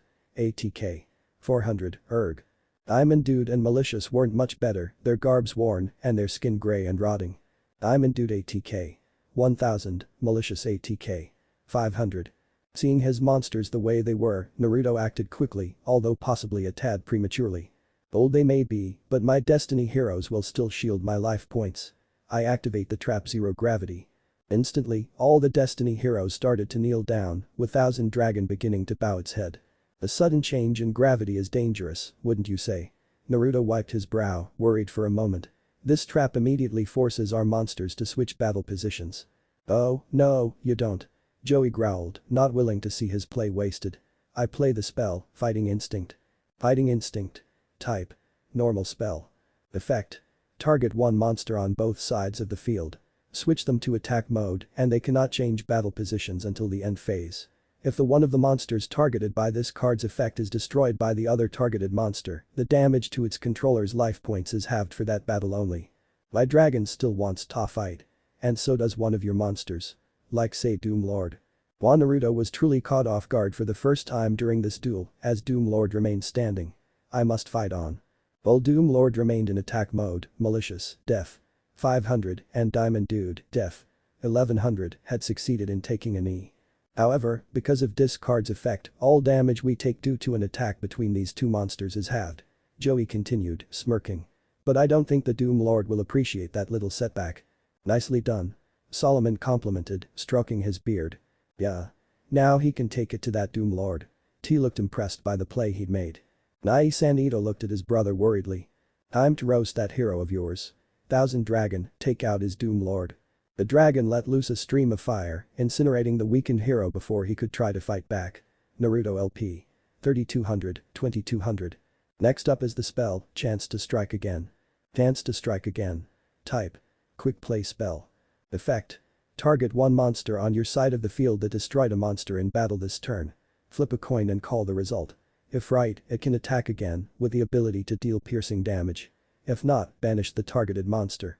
Here's how it works. I flip a coin and if I guess the result, my Thousand Dragon can attack again, with an ability similar to the Fairy Meteor Crush I used earlier, to inflict damage, even if your monster's in defense mode. That's a good card. T looked surprised. When did he get that card? A few days ago. Solomon answered, his eyes narrowing. It's a rather rare spell, but it also has an unfortunate drawback. That's right. Yugi added, going on. If he guesses wrong, his Thousand Dragon will be banished from the duel. What, he gaped. That's a steep cost. Yeah, no kidding. Ito agreed, surprised that Joey would use such a card. Here we go. Joey withdrew a coin from his pocket, some loose change from lunch. I'll call heads. Naruto crossed his arms smirking. That's a bit of a gamble there, wouldn't you say? Well then, let's see how lucky you are, Dadabeo. Okay, but don't say I didn't warn you. Joey fired back, flipping his coin. Up it went, turning over and over, before gravity took hold, bringing it back down to earth, where Joey caught it again, covering it on top of a closed fist. Then he removed it to reveal the result. Heads. Naruto scowled slightly. Shit, you're kidding me. And I thought I was a lucky guy. WHHOOO. Lady Luck loves me today. Joey bragged, pointing at Naruto's Malicious. Thousand Dragon, attack his Malicious with Thousand Breath. Another stream of searing flames lit up the field, enveloping the fiendish creature, before covering Naruto's face. Naruto LP. 2200, 300. Ito gasped in shock as his brother's life points dropped below 1000. Worse, this practical novice was now in the lead. The Nikki. Naruto. Yugi called out in alarm as the flames died down, revealing a red-faced Naruto. That's one way to warm up, he grimaced, fanning his face quickly to try to cool down. Next time, I'll take a trip to the hot springs. You're running out of points, fish cake. I place a card face down and end my turn. Joey grinned, pointing right at him. Next turn, my red eyes'll be back. I'll wipe your life points out then. So why don't you give up, Mr. Pro? Joey H. 2. Ito went rigid before giving a wicked smile. Oh, he shouldn't have said that. Yugi and T were equally worried, knowing how Naruto felt about that. He's about to lose, isn't he? T asked softly with a deadpan. Yes. Yugi replied resignedly with a sweat drop forming over the back of his head. Is there something I should know? Yami asked, bafflement all over his face as he was lost over his friend's expressions. One thing we learned at school, to never, ever, do was ask Naruto to give up. He never will. If anything, telling him that makes him try all the harder. Yugi responded, briefly wondering if he could hear a funeral march playing in the background. I'm sorry. Naruto blinked slowly a few times, as if unable to comprehend what the younger teen had just asked him. "Did you just ask me to give up?" he hissed, his eyebrow twitching. It was only now that Joey realized the faux pas he made with his earlier bravado. No. He offered weakly. "God damn it, how did I forget that of all things?" "Yeah, right." Naruto barked, his opponent's words lighting an even greater fire under him. "I promise you this, I'm ending this duel now." "Scratch what I said earlier, now Joey's screwed." Yugi gaped, shocking Yami with his curse. It was most unlike his partner to swear at all. Dare I ask why? When Naruto makes a promise, he keeps it. Period. No exceptions. Alright. Yami was a little staggered by the certainty in Yugi's tone. Not at all sure how to process it. "Just watch, you'll see." Yugi finished, looking at Naruto, who was now drawing his final card. Naruto H5. "You put up a good duel, Wheeler. I can respect that. And because of that, I'll end this with my favorite monster." Ito looked shocked for a moment before pumping his fist in joy. "Oh, yeah, Nai-san. Get him." "Police." Joey waved it off, looking a bit more confident than he actually was. "You've got one aged-up monster, and I have the strongest monster out. You're bluffing, you must be." "I don't bluff. Now then, I activate the effect of the Malicious you destroyed last turn. By removing it from play from my graveyard, I can summon another one from my deck." Naruto's demonic-looking hero made its return, snarling at how it had been defeated earlier. ATK. 800. Before Joey could ask why he summoned it in attack mode, Naruto went on, calling out another monster. "Then I'll follow it up with Destiny Hero Drill Dark."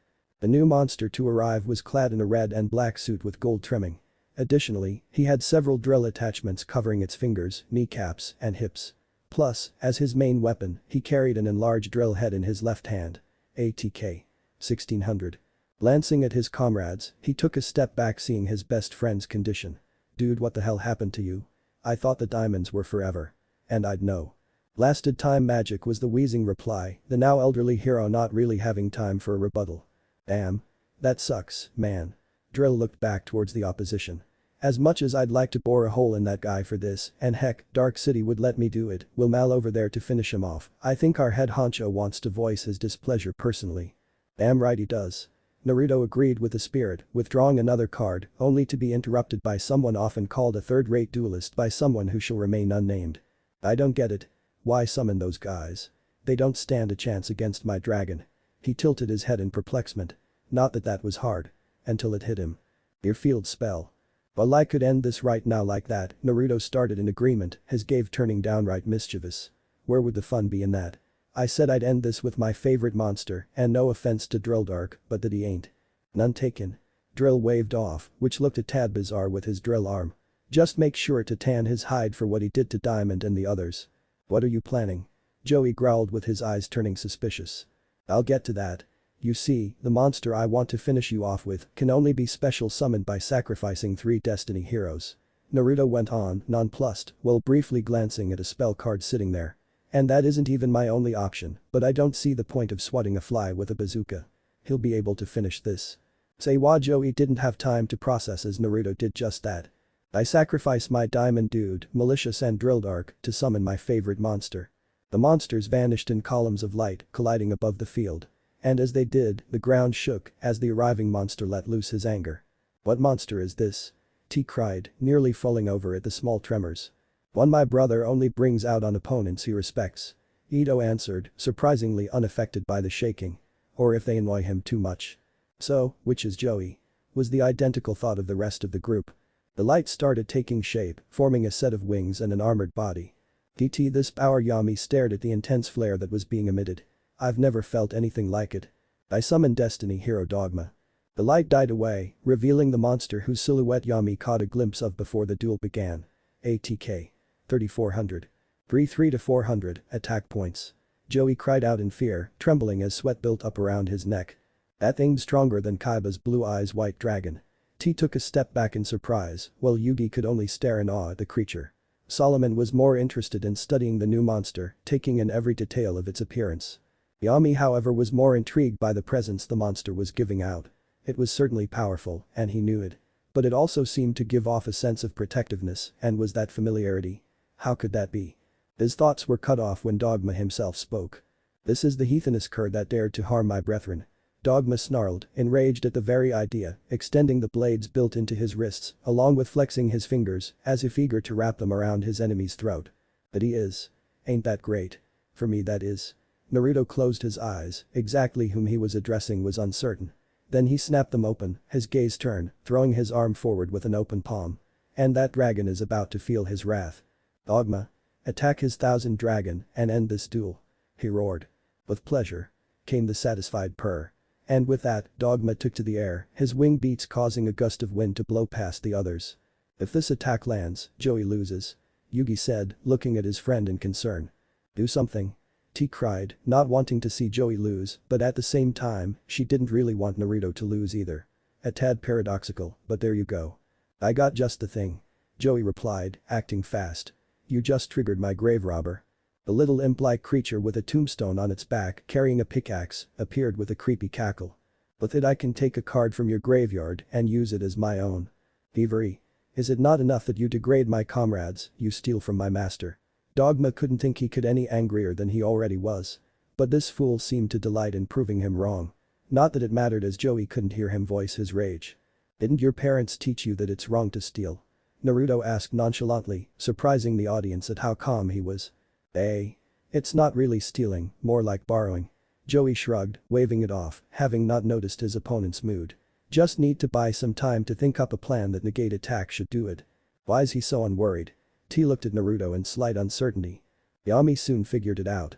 His last face down card. What do Yugi broke off before remembering that Naruto had played 2 cards face down. One was the zero gravity he used earlier. The other had not been used yet. Joey, oblivious to his friend's realizations, kept going. And I think I'll take. Nothing. Naruto stated, his voice full of overriding confidence. Nothing, yeah. Wait, what? Joey went wide-eyed. What do you mean? I can take any card you have in the grave with my grave robber. What grave robber? Naruto asked all too innocently, but his slowly emerging smirk gave him away. The one right there. Joey broke off, a flabbergasted look overtaking him when he noticed the imp faded away into nothingness. Before he could even ask, Naruto elaborated. When you activated Grave Robber, I triggered my last card. Dogma by now was hovering over the top of one of Dark City's skyscrapers, looking down at the proceedings below before launching his attack. Yugi soon saw the card that Naruto had played, recognizing the artwork. Trap Jammer. Right you are, Yugi. Naruto nodded, pleased beyond measure. With this, by sending one card in my hand to the graveyard, I can negate your trap card and destroy it. But I needed that. Joey whined loudly, sounding like a kicked puppy. And I need earplugs, Naruto muttered under his breath with a deadpan, before focusing back on the matter at hand. Since I tossed my Destiny Hero Dreamer into the grave, my trap jammer activated. Sorry, but my heroes do not suffer thieves. Dogma, finish him off. Dogma leapt off the top of the building, swooping down so fast that if you blinked, you missed it.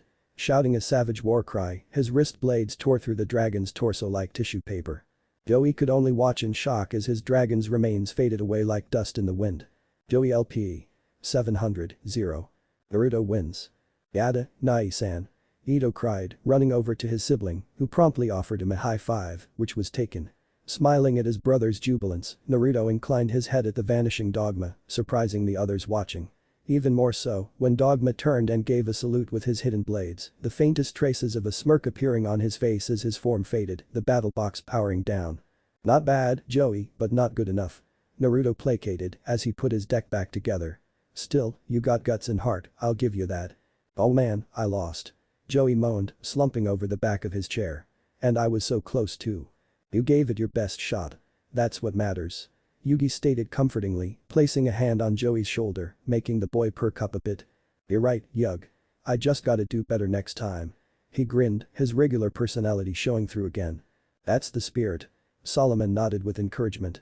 By now, Naruto had put his deck away and stood up, putting his jacket back on. Giving a small wry smile, he extended a hand to Joey. Good game.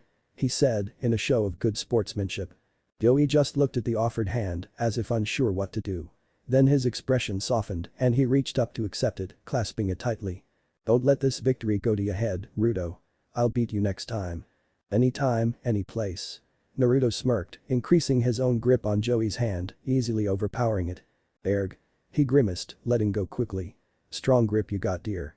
Yours needs work. Not surprising, but meh. Why I oughta. T and Yugi were left chuckling at Joey losing his cool over some harmless teasing, while Naruto sent them a cheeky wink before regaining his normal expression. Well, that duel did show me you've changed for the better, Joey. Taylor, on the other hand, I don't know. Naruto frowned at that, thinking of the other member of Yugi's former tormentors, while T and Yugi kinda felt bad for Tristan should the pair meet again. So, how about we start over? Joey calmed down, his eyes squinting as he thought it over. Seeing Yugi's hopeful expression was what sealed his answer though. Sure, I guess. He replied, shrugging as he did so, not wanting to disappoint Yugi again. You ain't so bad, Phoenix. Yugi gave a relaxed sigh, smiling as his two friends buried the hatchet to move forward. They were brought out of the moment when the clock chimed. Double-checking the time on his watch, Naruto looked at Ito with a sigh as it was now around 4:30. They'd been here for over an hour, which was a bit longer than planned. Not to mention they still had to get to the supermarket. Well, as nice as this has been, he said, turning to face Solomon as he reached into his jacket, searching for his wallet, intending to pay for Ito's cards. Ito and I need to make tracks. The groceries won't buy themselves. The others went quiet, Yugi looking especially torn over Naruto's impending departure. Is this goodbye? He asked timidly, Naruto getting flashbacks to his earlier minced. Obviously, he was still upset about the year of practically no contact with them at all. Naruto responded with a reassuring gaze, lowering himself down to Yugi's eye level. Nah. It's more of a see you later was the kind-toned reply, Naruto's eyes looking infallibly honest. I'm not planning on falling out of contact again. If I do, I give Wheeler full permission to kick the stick out of my ass. Ito was once again struggling comically as T had covered his ears again, sending Naruto a harsh glare. Making the boy sweat slightly as T was not someone you wanted angry at you. Though she might have come across as a sweet girl, which she was, and difficult to anger. But push her too far and all bets were off. He found that out the hard way when she'd unintentionally been caught in a rather humiliating prank. To earn her forgiveness, he'd had to be her personal butler for the week, as well as support a rather hefty shopping spree. All those bags, he shuddered at the memory. Gladly. Joey agreed, chuckling at Naruto's reaction, a little too eagerly some might say, but only those who knew him well. Well, at least we can expect you back around a bit more. T commented, back in her usual optimistic tone, before eyeing Joey with a no-nonsense expression. Now then, I believe we had a study session to get to. She stated, with a hint of amusement, as Joey paled at the reminder. Oh rats, he slouched over, a rain cloud forming over his head. With all the excitement of the duel, I completely forgot that. Really? Yugi looked skeptical, knowing Joey's disposition towards bookwork. I find that hard to believe. Come on, Yug, really? No time for messing around, Joey, upstairs, let's go. T waved goodbye before marching Joey upstairs to his doom. Naruto jotted down his new cell number to give to Yugi, the boy accepting it with a nod of thanks. Yami meanwhile had been pondering this new, well to him anyway, addition to their group of friends. Knowing that if Naruto stuck around long enough, him discovering his existence was inevitable. Only thing was, Yami wasn't entirely sure how Naruto would take that. From what he knew of Naruto, he was someone who respected those who worked hard and earned their own merits.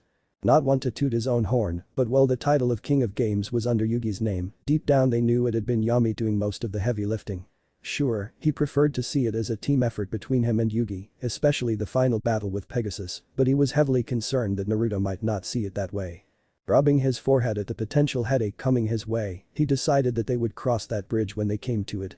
Resolving to talk to Yugi about the matter later, he faded away, returning to the place he normally rested. Naruto had resumed his search for his wallet, still intending to pay for Ito's deck, which to his surprise was an elemental hero deck.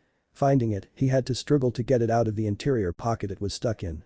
Eventually pulling it out, he was surprised when the old man held up a hand to stop him. It's on the house, Naruto. Consider it a welcome back present. He told him gently, making the younger Phoenix give a startled gape while Naruto made to protest, as after all, some of the cards didn't come cheap. Old man, you sure? It's not like I can't afford it. He pointed out, not wanting to swindle the man. Of course, I'm sure. Solomon reassured before looking back at the clock. Well, I suppose I had better get back to work. There was still a half hour until he was meant to close. See you, Yugi. Naruto fist bumped the younger teen again, who waved goodbye to him and Ito before heading up to join Joey and T. Turning back to his brother, Naruto gestured to the door. Come on, Ataudo. Humming, Aniki. And with that, the pair strode out of the shop and resumed their trek. Your friends are nice. Yeah. They are. Naruto agreed before giving a sly grin at Ito. So, I noticed someone looking at T a fair bit. Nai-san.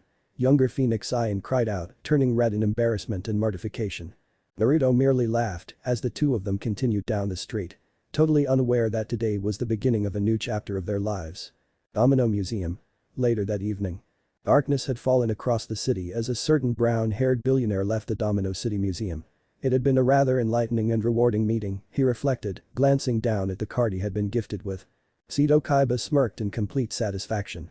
With Obelisk the Tormentor, I'll finally have the opportunity to create the most powerful duel monsters deck in history and remove the blights from my dueling record forever. And I have just the plan to do it. Making his way back to his car, he allowed his driver to open the door for him before getting in, ordering his driver to return to Kaiba Corp. So caught up in his thoughts, he failed to notice that he was being watched as he departed by two people. The first was a dark-skinned woman of Egyptian descent with long flowing black hair, dressed rather nicely in a slim white dress, with a wad Jedi necklace around her neck and an ornately decorated headband. This was Ishizu Ishtar, the woman that Kaiba had just met with. And the one that had given him the tool he needed to draw out the rare hunters and their leader, her brother. The second, however, was about to reveal himself. You are making a dangerous gamble, Miss Ishtar. One Kansu would be proud of. Not expecting the intrusion and having no indication of someone else approaching her with a Millennium necklace, Ishizu turned towards the source, startled. Standing there was a white cloth-robed man of similar nationality to herself with a turban covering his bald head. But what drew the most attention was the golden ankh attached to his neck by a thin cord. Shadi. She stated with slightly narrowed eyes, not at all certain as to what his appearance might mean. While the wandering spirit may not have been an enemy to her, she was still not entirely comfortable with him. Why have you come here? Shadi looked at her with a soft but yet serious look. You didn't tell Kaiba of the other person involved in the legend. Why? He inquired, choosing not to answer her question. Frowning, Ishizu looked unsettled by his tone. It has nothing to do with us now. Only the pharaoh can truly wield the Egyptian god cards and unlock the power required to save the world. In time, he will come here for answers. I fail to understand why I should have told him of someone that isn't needed. Shadi shook his head, closing his eyes with a sigh. You still place far too much value in the visions your necklace gives you. He remarked, as if he knew something she didn't. Before Ishizu could ask what he meant by that, he continued. I agree that telling Kaiba about the Meiji, as the Tomb Keepers call him now, and his creatures was unnecessary. It would have only increased his greed and lust for power more. But I do not think you fully understand the position you have blatantly dismissed. I understand perfectly. Ishizu remarked coldly, staring at her erstwhile ally with a blank face. He is meant to be a deterrent should the pharaoh turn away from his righteous path. He has not done so. Therefore, the position is. The Meiji is far more than that. Shadi interrupted, scowling, shocking Ishizu with his intensity, which was most unlike him. The Meiji is meant to be as you said, yes. But he is also another side of the papyrus scroll. He could be the pharaoh's best ally should he remain on that righteous path you see. But he would be capable of doing things that the pharaoh is incapable of, with the reverse also being true. He is meant to balance the pharaoh out, to aid him, not hinder. He let out a breath at the end of his explanation. Additionally, the pharaoh has no memory of his former self and his power. And I fear that may be a problem when he seeks his most powerful servants out. He is currently more vulnerable than ever. Ishizu gained a confused air, her look of indifference vanishing like the sun falling. I thought your testing of the pharaoh made you believe in his current strength. She asked in bewilderment, having known of Shadi testing the pharaoh's character a year or so ago. I do. But that does not mean I am ignorant of the threat posed by the spirit of the Millennium Ring. My killer and your brother. Ishizu scowled, clenching her teeth at the man as she turned away. My brother would not have been a threat if not for your words. She remarked, silent anger quivering over her as she refused to look at him. Shadi had the decency to look apologetic. I have acknowledged that what I did that day was a mistake, but Merrick also misunderstood my meaning. Regardless, I cannot take those words back now. True. It is far too late for that. She agreed, looking at the wandering spirit from the corner of her left eye. However, your brother's dark side was whom I was truly referring to. She stiffened, as if ice had been poured down her spine. Memories of insane laughter and eyes coming to the front of her mind. He is locked away. Odeon made sure of that. That may be so. But I do not wish to take chances. Shadi moved to stand next to her. Like it or not, the Meiji may be just the person needed to tip the scales back in the pharaoh's favor. Or become his downfall. Only if that is required for the world's safety. For a few moments, the pair stared at one another, neither breaking the deadlock. Ishizu sighed, turning away, deciding that arguing further would be pointless. Very well. But there is still the problem of the gods that serve the Meiji, the ones that embrace the darkness in order to destroy it. They have been missing for millennia. Shadi's lips twitched upwards. Not completely. he replied, reaching into his robe to withdraw a Duel Monsters card, causing Ishizu to drop her jaw, for the first time in a while experiencing utter shock. How? She gasped in shock, her eyes widening in stunned disbelief. I did not think Pegasus released them. He didn't. Not to the public. Shadi nodded solemnly, revealing the card to her. The wicked gods were resurrected in card format, just like the Egyptian gods were. However, I only have one in my possession. The others were recently stolen from where Pegasus had them kept. Seeing Ishizu's confused look at the last part, he elaborated. He feared making them was a mistake and so had them locked away. And with Kaiba about to announce that tournament in order to draw out the Egyptian gods and the rare hunters, Ishizu latched onto his train of thought, horror filling her skin becoming slightly lighter in tone. It is highly unlikely that the thieves won't take advantage of it. Shadi nodded grimly, returning the card to his robe. One of whom in particular has a grudge against the pharaoh. Like it or not, Ishizu, the Meiji must emerge, if only to aid him against the unknown dagger about to slide between his ribs. Worse, if Merrick discovers their presence, he broke off, leaving the chilling thought to sink in. Ishizu looked quite distraught at the idea. Merrick would of course try to gather the wicked gods himself, seeing them as the only other threat to his plans. How are we to find the one meant to be the Meiji? It will not be long before Kaiba sets things in motion. She pointed out, beginning to walk back into the museum, with Shadi following along, keeping pace with her as she strode quickly. There, I believe we may have some good fortune. He replied evenly, making her look at him with a raised eyebrow and a small level of hope. How do you mean? I believe I have managed to track down the last remnant of the original Meiji's family. Ishizu was silent at the revelation for several minutes, allowing the pair to traverse the building, eventually arriving back in front of the tablet she had just shown Kaiba. How long have you been looking into this? She asked finally, her eyes piercing into him. Not as long as one would think. Shadi replied, pulling a photograph of a familiar blonde-haired teen out, handing it to her. Is this him? She took in his form, her face neutral. Inwardly, however, she was very disturbed. I had not foreseen Shadi's appearance or this boy in any of my visions. What does this mean? And his appearance, it's just like the warden's depiction on the Tablet of Darkness. Yes. The resemblance is uncanny, is it not? Shadi nodded, taking note of her evident unease. What Ishizu failed to understand about the necklace was that the future it showed was the most likely outcome.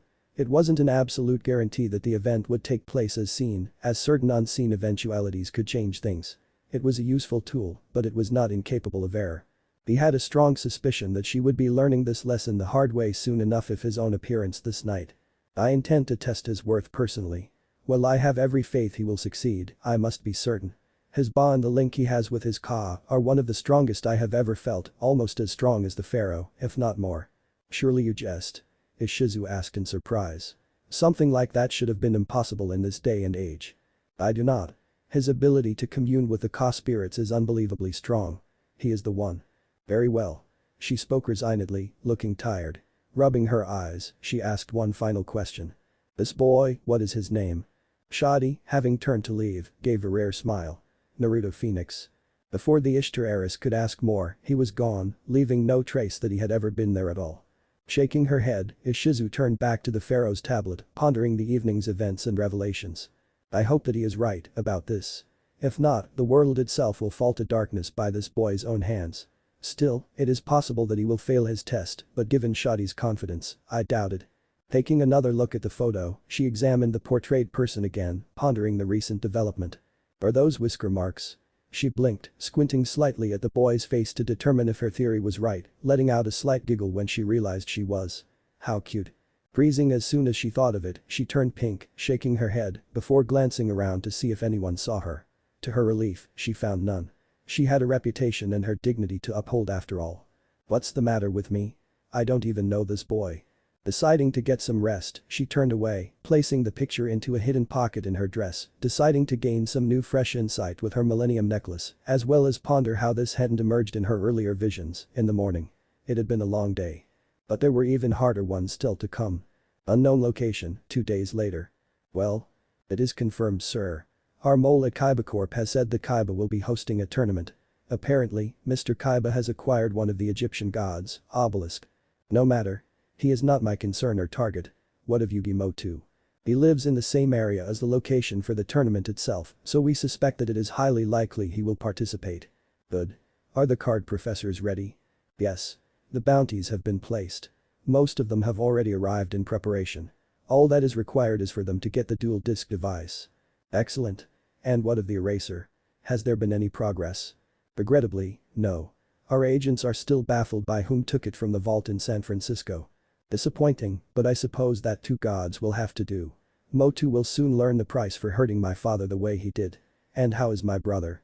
Still showing signs of resistance. But not very often. Keep up the pressure. I want him under our control before the tournament begins. Yes, Mr. Tenma. And? What if Godlike Naruto X Serenity Yu-Gi-Oh! Harem end here, and thanks for watching my video till the end.